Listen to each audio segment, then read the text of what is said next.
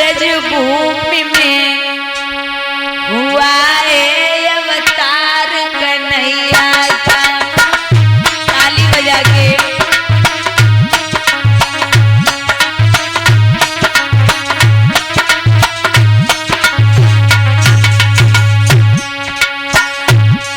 ब्रज भूमि में हुआ है अवतार कन्हैया का। दीदार जिसको है वो दिलदार कन्हैया का।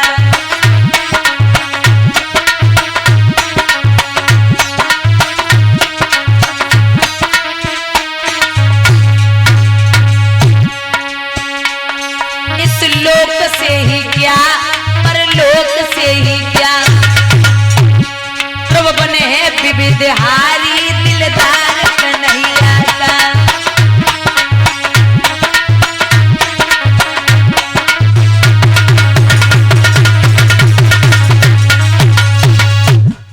आवाज लगाई कि भगवान ने अवतार ले लिया। जब रुक्मिणी जी ने सुना ये मनिहारी गीत, त्यों त्यों दिल में बस गई श्याम सुंदर की प्रीति। रुक्मिणी जी ने विचार किया कि अब मैं बिना कन्हैया के किसी और के साथ में विवाह नहीं कर सकती।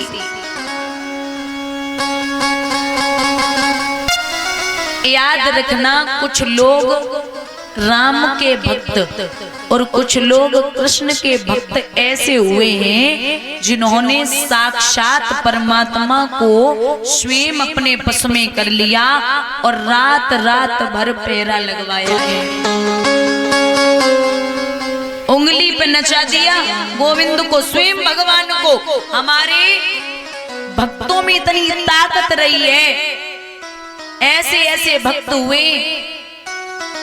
और ये भी निश्चित है कि कृष्ण भक्त और राम भक्तों में मीठी मीठी लड़ाइयां होती आई हैं, एक दूसरे की बनती नहीं है। एक कहता कि मेरे राम अच्छे, एक कहता मेरे कृष्ण अच्छे। तुलसी बाबा राम के भक्त हैं, राम जी के, और सूरदास जी कृष्ण जी के। एक बार बाबा सूरदास ने जवाब दो, तुम्हें ना पता हमारे कन्हैया बड़े अच्छे हैं, बड़े प्यारे हैं और बड़े संस्कारी हैं। तुलसी बाबा बोले वो तो हमें पता है कि तुम्हारी कन्हैया कितने संस्कारी हैं। एक ही पैर पे खड़े रहते, मान के चलो एक जगह निगाह नहीं टिक सकती। हमारे राम को देखो, इतने मर्यादा के बंधन में रहते, कभी एक नजर से दूसरी ओर नजर नहीं करते। बाबा बोले तुम्हारी रोज रोज की जो बातें हम पे सुनी ना जाती, आज कुछ ऐसा करो जो पता चले कि कौन बड़ा है। बोले हाँ करो। बोले नपाई हो जाए। बोले हाँ ठीक करो नपाई। एक बड़ी सी तराजू मंगाई गई और उस तराजू में महाराज बाबा सूरदास जी को बैठायो गयो। तो बाबा सूरदास ने जवाब दियो। बाबा तुलसीदास बोले सुनो, जिसका पलड़ा भारी होगा वो तो नीचे ही रह जाएगा और जो छोटा होगा वो ऊपर हो जाएगा। बोले ठीक। बाबा सूरदास ने कन्हैया को लियो, छोटे से बाल गोपाल। बोली बोली वाले कृष्ण भगवान की। बैठ गए। अब जैसे ही बैठे तो पल्ला तो अब नीचे ही है। अब जो भैया बाबा तुलसीदास जी बैठे, बोले बोलिए सियावर रामचंद्र की। बाबा सूरदास ऊपर लटके और तुलसी बाबा।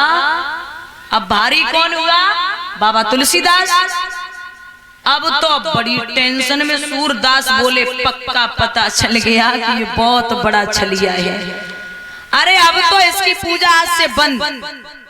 बेचारे ने बाल कृष्ण को उठायो, झोली में डालो और निकल ले। खानो ना खाओ शाम को, चुपचाप बैठे बेचैन हैं बाबा। तो विद्वान कहते हैं कि हर शाम कृष्ण जी सूरदास जी को दर्शन दिया करते थे। तो आए कन्हैया, बोले बाबा सुनो तो सही। सूरदास बोले मैं नहीं बात करता। अरे बाबा सुनो तो सही, भोजन तो कर लो, आज तुम्हारे चक्कर में हम भूखे हैं। बोले नहीं मैं तुमसे बात नहीं करता। अरे चलो आज तो बाबा तुलसीदास अकेले हते, कल कहूँ समाज में बेइज्जती हो जाती तो हमारी तो कहूँ ना रहती। आज तो जैसे तैसे बच गए, बाबा अकेले हते। बोले महाराज हमारी गलती, हमें गलती मत दो। क्यों? मेरी गलती है ही नहीं। अच्छा ये तो तुम्हारी शुरू से ही आदत है, माखन चुरा के खाते थे, बाद में कहते थे मैंने खाया ही नहीं। बोले बाबा एक बात बताओ, का जब तुम तराजू में बैठे तो तुमने क्या कहा था? बोले हमने कहा था, बोले बाल कृष्ण भगवान की जय। बोले अच्छा। और जब बाबा तुलसीदास बैठे तब उन्होंने क्या कहा था? बोले सियावर रामचंद्र की जय। अब जे बताओ सीता, राम और तुलसी बाबा कितने हो गए? 3। राम, सीता और बाबा तुलसीदास 3 हो गए। और आपने कहा था बाल कृष्ण भगवान की जय। तो हमारा छोटो स्वरूप और तुम 1.5 ही तो है, 1.5 ही तो हुए। अब बड़ा कौन हुआ? बाबा तुलसीदास। अगर तुम भी कहते थे कि बोलिए राधा कृष्ण भगवान की जय तो पक्का था बराबर हो जाते। अरे बाबा सूरदास बोले हमने तो सोची ना। बोले जा कन्हैया, बोले जा फिर जा नपाई करवा लियो जाए, झोली में फेर डालो और चले। तुलसी बाबा बोले यहाँ बताओ अब क्या बात है? बोले देखो पहले बेईमानी है गई, अब दोबारा से नपाई होगी। हाँ तुलसीदास बोले जाके सिके पड़े आए हो, हमें खूब पता है। वहां से कैदियों बाग के दरबार में 4-4 बार नपाई होती होगी, हमारे यहाँ 1 बार होती है। बेचारे सूरदास मुंह लटकाए के निकले। बाबा ने पीछे से कलाई पकड़ी और बोले हैं कि हे सूरदास जी, कोई बड़ा नहीं कोई छोटा नहीं, सबके एक ही रूप है, इसलिए आप हमसे रोज मत लड़ा करो। बोलिए बाल कृष्ण भगवान की। तो रुक्मिणी जी प्रेम में पागल होने लगी। विचार किया कि अगर विवाह करूंगी तो कृष्ण के साथ में, वरना जीवन पर्यंत तक कुंवारी ही रहूंगी। पिताजी ने सभा बुलाई है, उस सभा में बिठाया है बेटों को, और बेटों को बिठाया। सबसे बड़े बेटे और रुकुम से सवाल किया। बुजुर्गों एक बात बता दें, जब बेटा आपके बराबर हो जाए, पिता के बराबरी का बेटा हो जाए, तो आप कोई भी काम करो तो एक बार अपने बेटे से परामर्श जरूर लेना, वो भी अधिकारी होता है। तो पूछने लगे हैं राजा भीष्मक के रुकुम, कहिए पिताजी। आपको पता है कि आपकी बहन शादी के योग्य हो गई, तो क्या करे महाराज, नागन पिंड बजवा देगा हमें। शादी तो हुई, कुआरी तो रही ना, आन हुई शादी, कल हुई कल हुई परसों हुई, शादी तो हुई महाराज। तो उसके लिए कोई लड़का देखा है? हमारा लड़का ढूंढो जाओ, कर्म कांड बताओ, उम्र बताओ, कैसो चाहिए। बहुत संस्कारी हो, और बहुत सुंदर हो। बहुत सुंदर हो।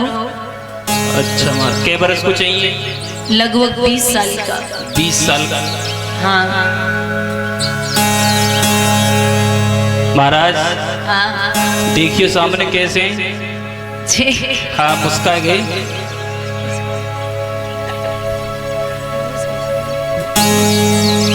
देखिए महाराज सामने बैठे कहाँ हैं?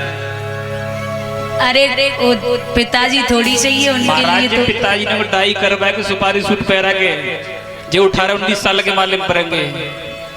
कोई अच्छा सा लड़का बता। इनमें कमी का है महाराज, इन्हें चुप फेल कर रहे हो। शिब्रा अच्छा सा लड़का बता। उन्हें देख ले सामने वाले को महाराज, किने वही सामने पीछे बैठेगा है। और कोई लड़का बता। महाराज लड़का तो हम खूब देख रहे हैं, लड़का हो लगभग 20 साल का। 20 साल का। हाँ। महाराज जा देखियो, देखो महाराज देखियो, बहुत सुंदर है, टिल्लू चला रहे है, हिसाब किताब बढ़िया, परिवार बढ़िया है, छोटो परिवार है। और महाराज सामने देखो बीच में कौन? वही श्री श्री 108 छोटू यादव जी। कोई और लड़का बता। अच्छा 20 साल को चाहिए महाराज। 20 साल का हो। 5-5 साल के 4 ना देख लो पिताजी। तेरी बहन 4 बच्चों के साथ जाएगी या एक पति के साथ जाएगी? 5 पति द्रौपदी का नाम महाराज। पति थे, बच्चे थोड़ी थे। कोई और लड़का बता। एक लड़का है महाराज हमारी नजर में। कौन है? हमारा साला शिशुपाल कैसा रहेगा महाराज? शिशुपाल का मतलब समझता है? शिशु माने बच्चा और पाल माने पालन करने वाला। इसलिए उस घर में बेटी नहीं दूंगा।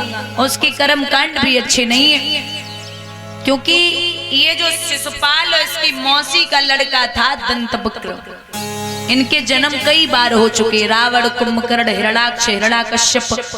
और पहले के सबसे पहला जो जन्म था इनका वो था जय विजय नाम के द्वारपाल। और फिर ये शिशुपाल और दंतवक्र हुए। तो